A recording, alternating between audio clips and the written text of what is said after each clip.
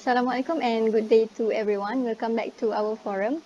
We are blessed to be gathered again today to discuss about the topic entitled Occupational Safety and Health 1994 or so-called OSHA 1994.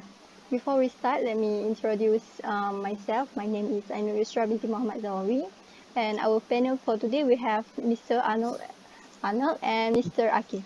How are you guys today? So Thanks. we are fine. Thanks for Very having good, us. very good. It's moderator. So good to see you guys again. Okay, I will start our forum with introduction for OSHA 1994.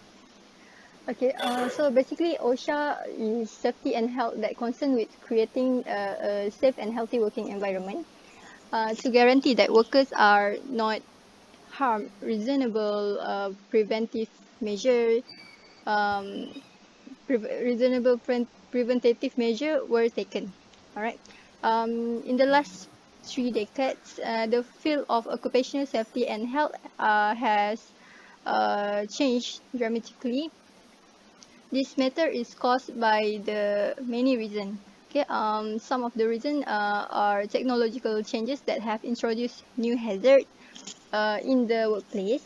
And then next we have changes in the proliferation of health and safety legislation. We have corresponding regulations, increased pressure from regulatory agency, executive awareness of increased workers, compensation costs, increased environmental pressure group, and the public. Right. The growing interest in ethics and corporate responsibility is increasing the professionalization of health and safety occupation, the increasing pressure from labor organization. All right. That's the introduction for OSHA 1994. We have altogether 1, 2, 3, 4, 5, I think 12 altogether for OSHA 1994 parts. Okay. For the first question, can I ask Mr. AQIF? Yes. Mr. AQIF, what is the roles of OSH legal requirement in business management?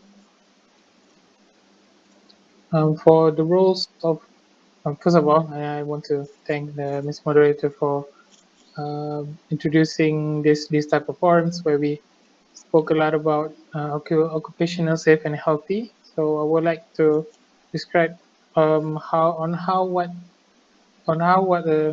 occupational safety and health can be managed. So the employer, in consultation with workers and their representative, should set out in writing an occupational safety and health policy to which they are committed and which is communicated to all workers. So the policies should be specific to the organization and appropriate to its size and its nature on its activities, concise, need to be clearly written, dated and made effective by the signature or endorsement of the employer on or the most senior accountable person of the organization, basically the leader of some sort, to communicate and readily accessible to all persons at their workplace.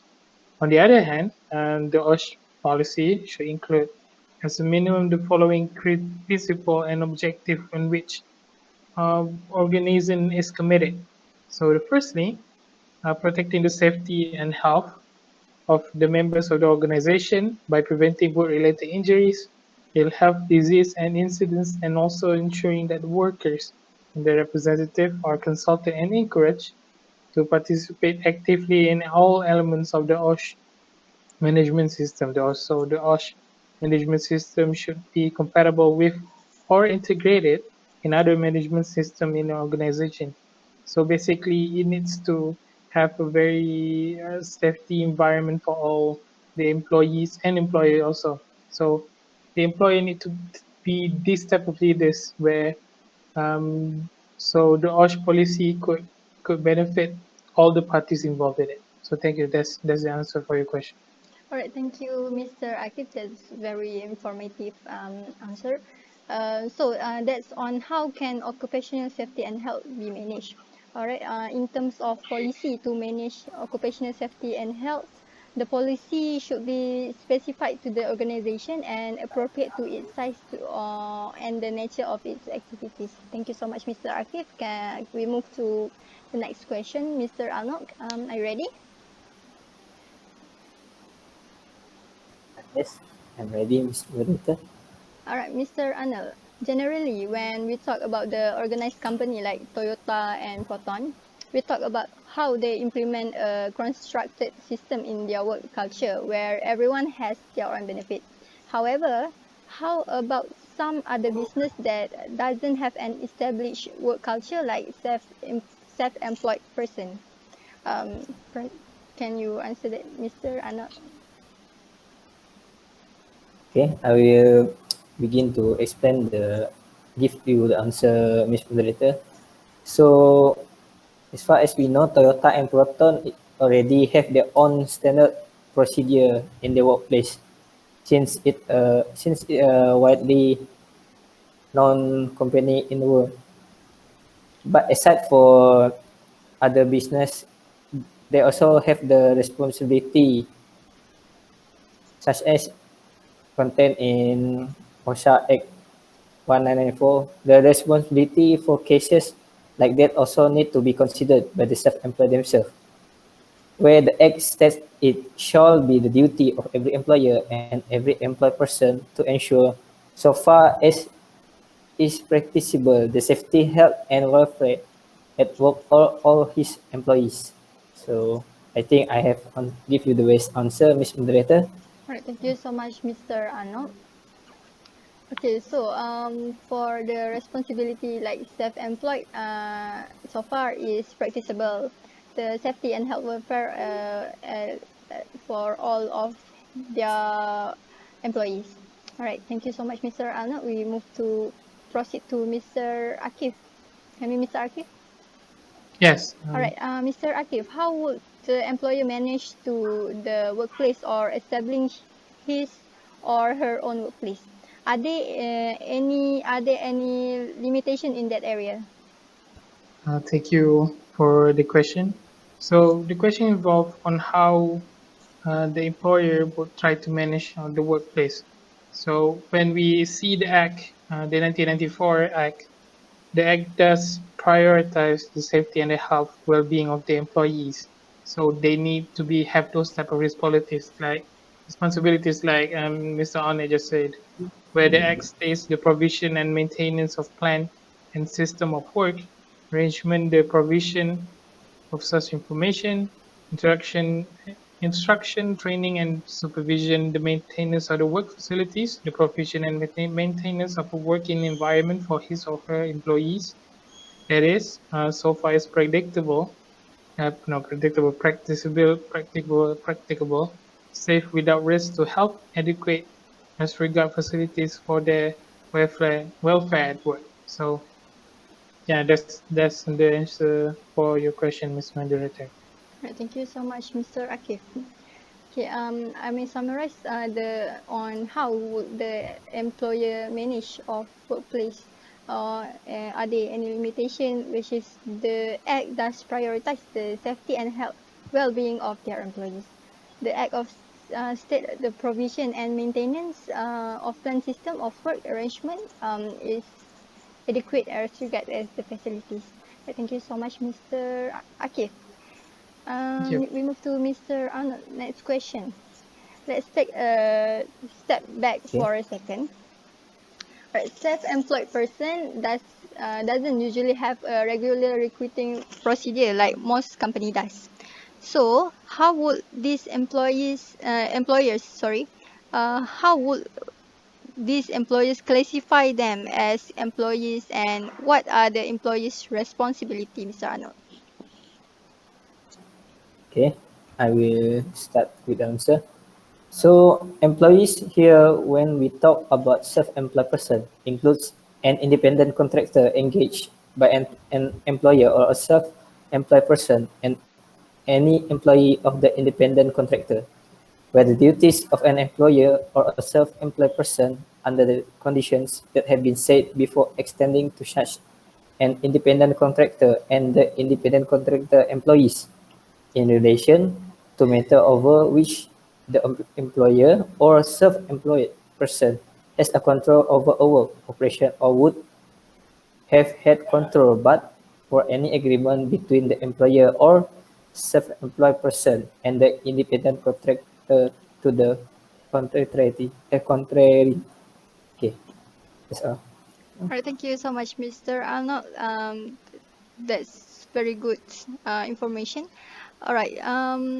For how would these employees classify them as employees, and what are the employees' responsibility? We can say that over which the employer or self-employed person has a control over a work operation or would have had control, but any agreement between the employer or self-employed person is independent to the contrary. All right, and that's all the question I have for roles of OSH legal requirement in business management. All right, we move to the next part, which is we have Occupational Safety and Health Act in Malaysia and its salient features. All right, Mr. Akif, can you tell me what is the main objective of OSHA 1994? Okay, thank you for Ms. Moderator for asking the question.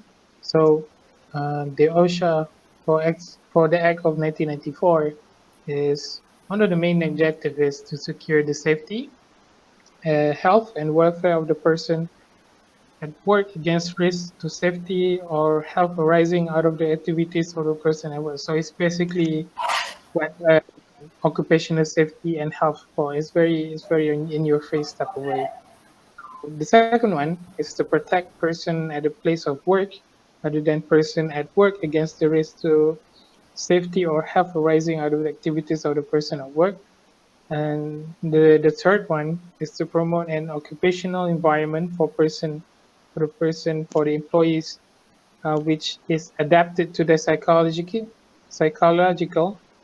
physiological, sorry, and the psychological. So it's mentally and physically have an environment that is safe to them in both type of circumstances.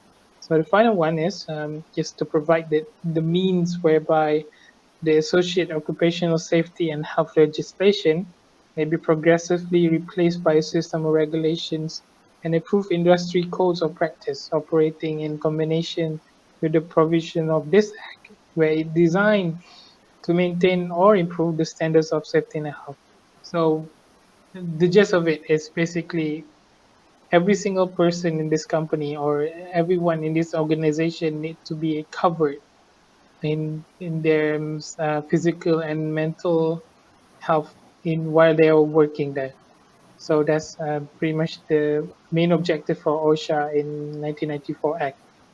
Thank you, Ms. Morita, for that question. Thank you so much, Mr. Akif. We can clearly understand that we have four main objectives of OSHA 1994, which are secure the safety, protect person at workplace, promote occupational environment, provide health legislation. All right, thank you so much, Mr. Akif. We move to the next question for Mr. Arnold. Okay, for Okay, Mr. Ms. Arnold. Moderator. What are the most significant advantages that occupational health and safety management system may provide to employers? Can you explain one of them, Mr. Arnold? Okay, I will give you the clear explanation I will share the information on the advantages. So there are several advantages that occupational health and safety management system provide to the employers. There are improved health and safety performance, reduced costs associated with accidents and incidents, improved staff relations and morale, improved business efficiency, improved public image and PR, lower insurance premiums, easier access to finance, increased regulatory compliance, improve confidence, boost corporate and social responsibility. So okay, I will begin to explain one of the advantage, which is improve staff relations and morale. As an example, improve employee happiness and morale by increasing employee satisfaction. Employees will notice whether their supervisors are genuinely concerned about their health and safety. If the firm does not currently have an OSH management system in place, you will notice it in the engagement levels and on the job behavior, even if they don't voice it. I think I already give you a detailed explanation on the advantage of OSHA as moderator. All right, thank you so much, Mr. Arnold. As Mr. Arnold mentioned before, we have basically 10 most significant advantage of occupational health and safety management system. All right, one of them is improve staff relations and morale that Mr. Arnold has explained just now. Improve staff relation and morale can improve employee happiness and morale by increasing employee satisfaction. All right. We move to the next question, Mr. Akif. Okay, Mr. Akif. Yes. Can I ask you that when establish a company, there are some parameters we need to concern, such as awareness of risk and safety. What Yes, are the yes. elements and process in developing an OSH management system in a company, sir? Okay. Thank you, Ms. Moderator, for the question. So there are some parameters that we need to have concern. So whenever we talk about how do we develop the OSH management system in the company, so the employers and the employees need to be cooperate, especially in sharing their responsibilities, maintaining safety and health in the workplace. For example, employer can practice safety procedures in workplace by using the personal protective equipment, or it's a PPE. For so by doing this, the employer can become the role model for the employees, and they can understand the importance of wearing the PPE in avoidance accidents and injuries in the workplace. So usually when you see a lot of in the warehouse type of working environment, they need to wear a lot of those type of helmets that trying to protect you from, especially when the warehouse has been stacked with a lot of like heavy steel, heavy part, so that whenever if the some like if worst case scenario that will happen if some of them isn't placed very rigidly, so it can protect them from any type of injury.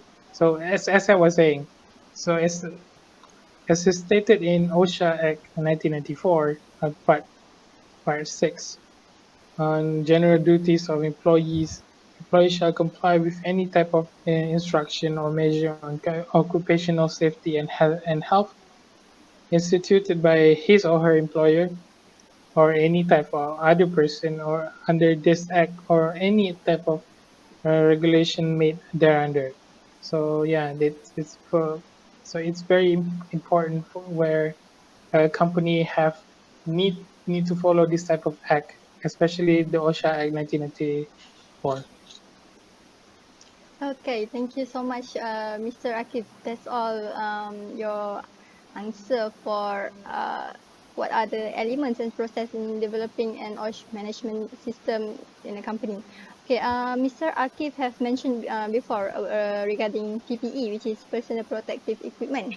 I can Yes. explain more about PPE.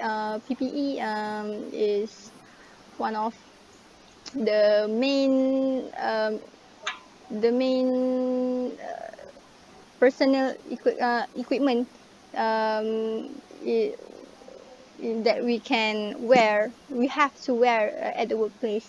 Okay, such as we have to wear goggles to protect the eyes, safety jackets, safety shoes, and we even have the safety full suit. Like we can relate as pandemic situation now. Uh, for the frontliner wear full suit PPE and to protect themselves from getting infected by COVID-19 virus. All right. Thank you, Mr. Akif. Well, we move to next question. In country Malaysia, Mr. Arnold. Okay, we live in Malaysia. There are Okay. lots of cases happening every year related to labor abuse. Okay, such as the CEO, the biggest the biggest position in the company have exploit the lowest position in the company. Right, the labor laws violation include unpaid overtime, unsafety workplace, and misclassification of workers. Right, Mr. Arnold, how does OSHA Act 1994 can cope with this issue, Mr. Arnold? Okay. When we talk about labor abuse, the one thing that I can clarify is employer must work professionally in managing the right of the employees in a workplace. And punishment or penalty must be given to the employer that are caught in violating the contract with the workers. So this is also stated in the OSHA Act 1994 that employer who or a trade union which contravenes the provision of this section shall be guilty of an offence and shall, on conviction, be liable to a fine not exceeding 10,000 ringgit or to a term of imprisonment not exceeding 1 year or to both.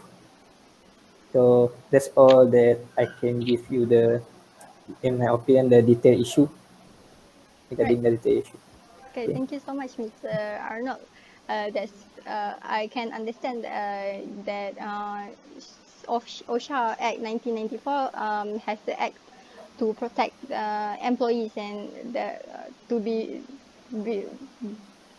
before this we have accidents, even we have accident that cause injuries for the workers. OSHA can defend and protect the workers in an organization. All right. Thank you so much, Mr. Arnold. We move to the last question, Mr. Akif. Okay, Yes. Mr. Akif, unqualified electric and electronic appliances are commonly found in aftermarket. These products spread widely due to high demand from customers who cannot afford original high-quality ones. All right, like Apple's cables, we have fake one and original one. All right. Yes, indeed. It is also not certified by SIRIM and may cause harm to the users. In your opinion, Mr. Akif, how does the suppliers performing their responsibilities?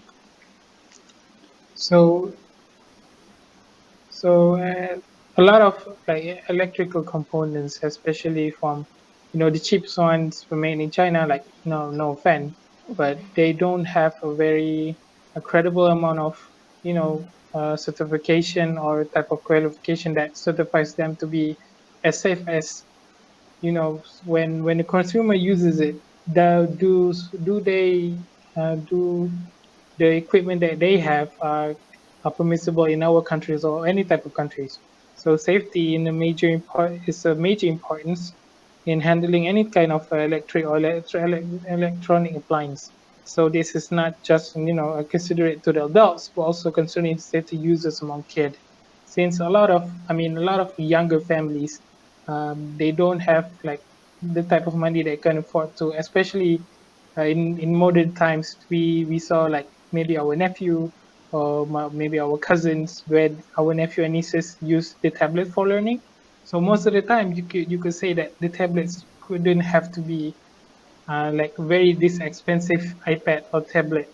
So most of the tablet must be like the cheap ones. So there must be some type of uncertainty where the tablet came from. So so the OSHA Act of 1994 says that it shall be the duty of a person who undertakes the manufacture or supply of any substance or for use at work to carry out or arrange for the carrying out of any necessary research with view to the discover and so far is predictable and not predictable, practicable, the elimination or minimization of any risk to safety or health to which the substance may give rise. So it's basically OSHA needs to protect those type of stuff from reaching from our families. So in generalization, it does protect you in some sort of dangers in such a way. So thank you, Ms. Moderator, for questioning me the question. All right, thank you so much to both panel for today, Mr. Arnold and Mr. Akif, to sum up all the answers that they have answered just now. I can surely say that OSHA have formulated further regulation and to ensure the safety, health, and safety of workers, and to protect others from safety or health risks related to workers' activities.